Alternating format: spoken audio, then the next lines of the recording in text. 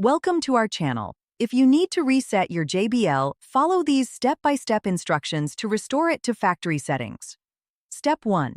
Before resetting, back up any important settings or data if possible. Note your current configuration for reference. Step 2. Make sure your JBL is powered on and fully charged or connected to a power source. Step 3.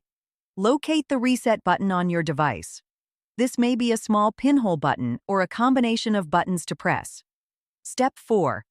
Press and hold the reset button for the specified amount of time, usually between 5 and 15 seconds.